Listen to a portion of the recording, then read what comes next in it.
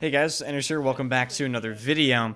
This is going to be a pretty informal video. This is just a random thought that I had while playing today. And I died to Zane Airburst, I think, 6 times in one game.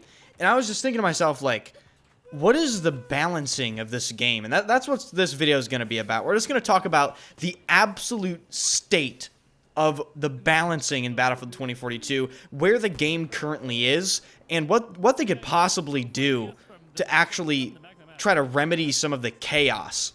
Because make no mistake, one of the reasons why Battlefield 2042's gameplay suffers sometimes is because of the balance of things. But unfortunately for a lot of this stuff, I honestly don't think that there's a solution, and if there is a solution, it's unrealistic to expect DICE to actually go through with it. Of course, if you enjoy the content, hit the like button and subscribe to the channel, and I'll make sure to have pretty hilarious background gameplay throughout this entire video, just to really illustrate what I'm talking about as I'm talking about it. So let's just start with some pretty obvious things that are wrong with Battlefield 2042's balance, and my personal favorite aspect of Battlefield 2042 that has managed to survive a year into the game, and that is the fact that the transport vehicles are just flying tanks. They're flying tanks with 2 repair seats that you can put LIS in, so you can shoot LIS missiles from the side of a flying fortress with unlimited HP and a grenade launcher. And even after all these nerfs they did to the 50mm cannon and the overall health of it, it still just doesn't even matter. The transport vehicles straight up win 1v1s with scout helicopters, attack helicopters, jets, and even tanks, because if you just fly over a tank, it can't actually kill you. So at this point, the Super Hind and the Condor is just a classic in my mind. Honestly, don't even change it. But if you were to change it, I don't know what you would really do.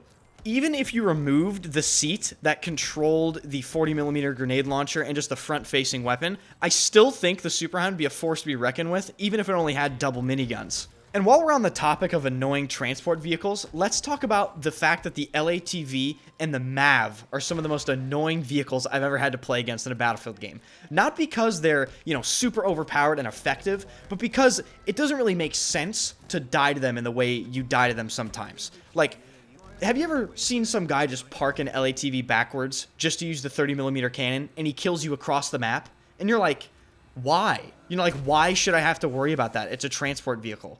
And then even better, I love dying to the 60mm mortar on the MAV or the 50mm cannon. You ever been one-shotted by the 50mm cannon on the MAV just casually across the map? I have. But I'll give credit where credit's due. At least they nerfed the bolt and the hovercraft into the ground. Now, I could spend probably an entire 10-minute video talking about the hilarious balance of Battlefield 2042 vehicles, but let's switch gears slightly to more infantry-focused things. Specifically specialists, weapons, stuff like that. Let's talk about a weapon first. The Glock. The burst Glock in its current state is just hilarious. People in my Twitch channel have dubbed it the Pocket AC-42, and it's for a good reason. It is a Pocket AC-42. It's not a secondary weapon. It's a secondary primary weapon. The burstfire Glock in its current state completely invalidates all other secondary weapons, and it even invalidates some primary weapons. I would personally rather have a burstfire Glock than a PBX, or maybe even a PP Bison, or maybe even an MP9 in its current state. The burstfire Glock actually out-TTKs the MP9 in mid-range combat.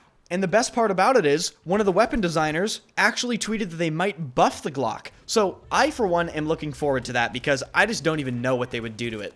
And that's just one weapon we were talking about. Let's talk about how they added a hitscan sniper into the game that damages vehicles from across the map. Of course, I'm talking about the railgun, and it has invalidated all other snipers, simply because it is blatantly overpowered. The bullet velocity on it, I don't even know, probably 2,000, 3,000 meters a second. There's no scope sway. And if you want to terrorize vehicles from across the map, they can't APS the damage from the railgun. So if you have 2, even 3 friends, you can easily terrorize any vehicle from a distance that the vehicles can't even retaliate from. And speaking about vehicles not being able to retaliate, or at least not that well, let's talk about some specialists now. RAW and LIS. Oh boy, these have been hot topics of contention for a long, long while, but I don't really think I've given my real opinions on them. My real opinions on RAW and LIS is that both of these specialists should not be in the game at all, or if you're going to keep them in the game, you have to drastically change everything about them, and at that point, they're just completely different specialists. So let's talk about RAW first. RAW is the strongest anti-vehicle counter in the entire game. One player can completely invalidate any vehicle they decide to look at for more than 3 seconds and cut their effectiveness in half. But you want to know the funniest part about this? And this kind of harks back to the transport vehicles. We get hacked all the time when we use the Super Hind, and the Super Hind is so overpowered with competent players that I still go 100-0. But back to RAW, most vehicle players you play against are not going to be able to understand what to do against RAW. RAW just pretty much says, hey, see that tank over there? Yeah, he's not going to be able to actually play the game anymore. And then you have to consider the fact that it's just one RAW, and these maps are gigantic. And it's not like when RAW hacks you, it tells you, hey, RAW is right over there. No, it's just like you're still pretty obscured. And the effectiveness of RAW's hack on vehicles over insane distance is just a complete overpowered design oversight. Jumping over to Liss I think would be fine if they didn't make her rocket launcher a TV missile, okay?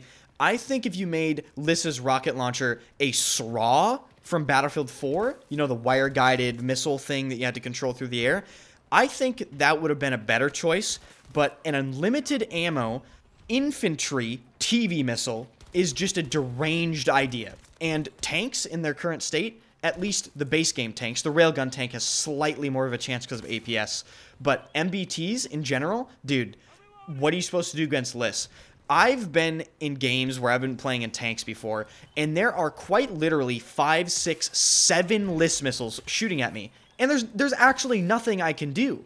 And to make matters worse, if you get hit by one Liss missile, that spots you with a wall hack spot through the entire map, which just makes the other Lisses more aware that this tank is under attack by another Liss. So they shoot their rocket, and by the time that you're hit by another one's on the way. It's just a complete nightmare. But you know what? You know how you counter this stuff in Battlefield 2042? You know how you counter completely overpowered, like, nonsense design? With other completely overpowered nonsense design. Let's talk about Irish APS for a second. Irish APS is just belligerently overpowered. I swear to God, I think Irish APS could destroy a thermonuclear warhead. No problem. And it doesn't end there, because Irish gets to place 2 of them, and both of the APSs have unlimited projectile destruction. They don't destroy themselves after destroying like 3 or 4 projectiles like they should. They stay up indefinitely as long as they have HP. So you know what tankers have been doing? They've been playing Irish, and they just place APS on, like, the side of their tank, and they just park their tank on a hill, and any recoilless rifle or TV missile that gets near them gets instantly destroyed, and you basically just have a bubble of protection around your tank. And this just seems to be the way you play Battlefield 2042. It might just be the nature of Battlefield 2042 as a game. The game is not supposed to be, I guess, like the most balanced game ever, but it's still the least balanced Battlefield of all time. With that being said, I guess it's 128 players, and, you know, you can argue that side of things, but I would still like to see some more competent, balanced decisions to just flush the game out more and make it make a little more sense. Because as things currently stand, you're essentially just using cheese to combat other cheese. Like, that's what the good players do in this game. They cheese the hardest. And you might be able to argue that slightly for previous Battlefield games. Like, I know people are going to comment down below, like, whoa, what about BF4 AEK mains? Like, okay, the AEK, is it really cheese? Like, is it really cheese, though, because it gets beaten in close quarters by the FAMAS, and, like, at mid-range, it's not that good when compared to other weapons? Like, it's definitely not as extreme as Battlefield 2042 is. So that's just a brief overview of the absolute state of Battlefield 2042's balance. I could go way more in depth. The video would be 40 minutes long. Comment down below. What are your thoughts? What can they possibly do? Do we need a complete weapon rebalance overhaul? Do we need a complete vehicle mechanic design overhaul? What do we actually need to restore some semblance of order in Battlefield 2042? If you enjoyed the video, hit the like button and subscribe to the channel. Thank you guys so much for almost getting to 38,000 subs so quickly after hitting 36,000 subs. You guys are truly the real MVP, and I'm gonna see you guys later.